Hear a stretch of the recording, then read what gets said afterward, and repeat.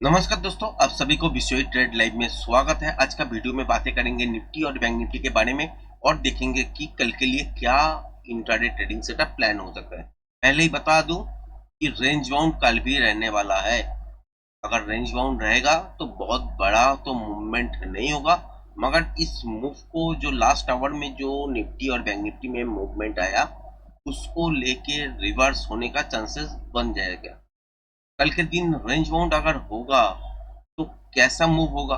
मान लीजिए कि फ्लैट खोला, ऊपर की तरफ भागता गया तो 25,150 से लेके 180 तक ऊपर तक आपका मूवमेंट हो सकता है अपसाइड की तरफ। अगर गैप डाउन में छोटा मोटा खोला और इस रेंज को अगर ब्रेक नहीं कर पाए 25,000 25,020 इस रेंज को अगर ब्रेक नहीं कर पाए फिर भी यहाँ से बाउंस ऊपर की तरफ आ सकता है। तो पहला ट्रेड कैसा बन सकता है कि फ्लैट के साथ या गैप डाउन के साथ नीचे खोल सकता है, खोलने के बाद एक डीप ले सकता है। डीप के बाद अगर देखे कि बहुत ज्यादा नीचे की तरफ डीप नहीं हो रहा है और इस को ब्रेक नहीं कर रहा है तो ऊपर की तरफ मूवमेंट स्टार्ट होगा। तो उस टाइम आपको ट्रेड यही देखना है, जब तक मोमेंटम है तब तक के लिए ट्रेडिंग सेटअप में बैठे रहना है।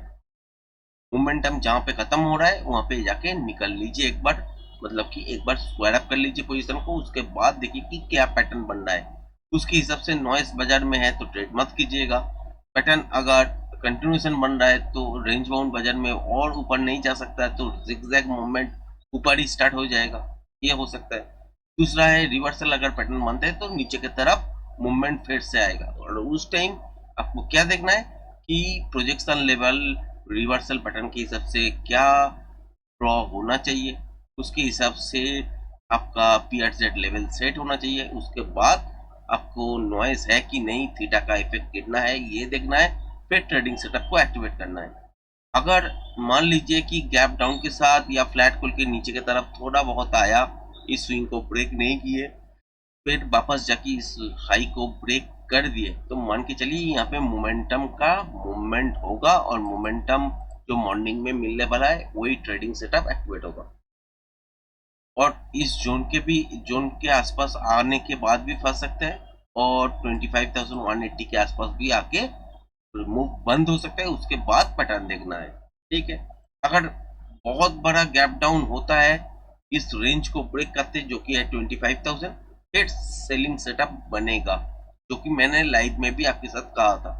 और आज का दिन अगर ट्रेडिंग सेटअप देखे तो वो भी मैंने कल वीडियो में कहा था, लाइव में भी डिस्कस किए कि ऊपर से गैप अप अगर खोले तो इस रेंज को अगर ब्रेक नहीं कर पाए तो मान लीजिए यहाँ से नीचे की तरफ जाने का चांसेस प्रोबेबिलिटी हाई हो जाएगा।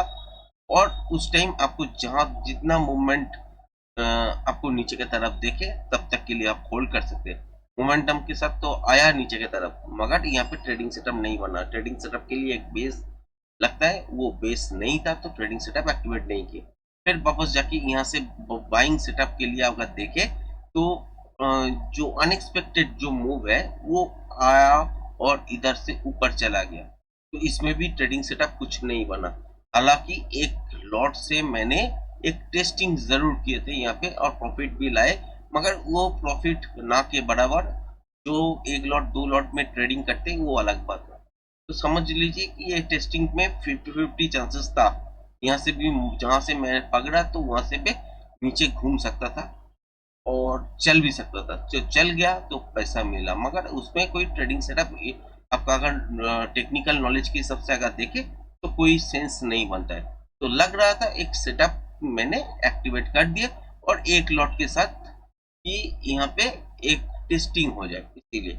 तो कल के लिए रेंज यही रहेगा। अगर ये नीचे की तरफ आते हैं और ज्यादा ब्रेक नहीं करते हैं, वापस यहाँ से रिवर्सल मिलता है तो अपसाइड की तरफ मोमेंटम पहला ट्रेड देखने के लिए मिलेगा। तो उसके बाद पैटर्न देखना पड़ेगा।